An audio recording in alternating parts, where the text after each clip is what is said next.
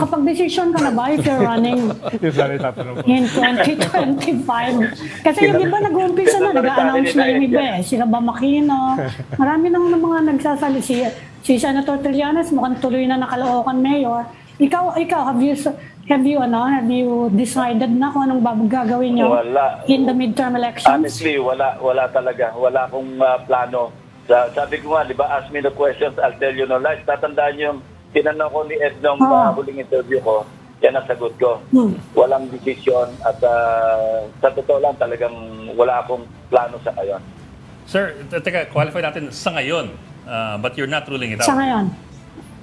Well, mahirap namang hulaan mo yung susunod na mga panahon. Yes, sir, that's Hindi true. mo alam kung ano yung Ayan. mag-obtain na may mga developments na pwede mangyari, pwedeng sa tingin mo, sarili mo, may magagawa ka pa or depende. Yes, sir. Kaya sa ngayon, sinasabi ko talagang walang plano kasi masarap talaga yung buhay ng wala ka ng gulo. Kaya nga, libre-libre ako.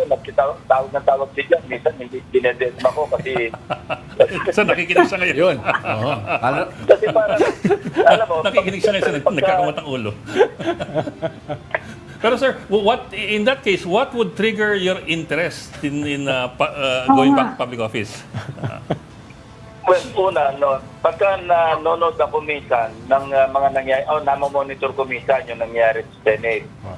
Through yung mga dati kong staff doon, parang, yun nga, nakikita natin na mayroong mga hindi magandang nangyayari doon sa Senado. Ayoko namang husgahan yung mga bagong senador o yung mga dati kasamahan ko.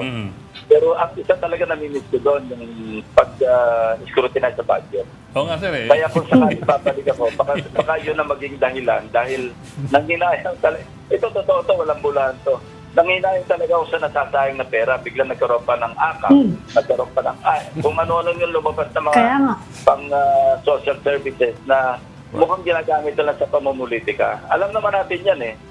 So kung sakaling merong magbubunsod sa akin, na magtutulak sa akin para mag-decide na tumakbo, siguro yun ang pinakapangunahing dahilan. Dahil nang hinahin na rin ako sa naipundar ko doon sa mga dating staff ko, actually namimiss ko rin sila dahil nagkalat-kalat na sila dyan, yung iba wala na rin sa Senate. Namimiss ko rin yung mga trabaho namin, mga midnight oils, yung hanggang madaling araw kami pagka-budget season.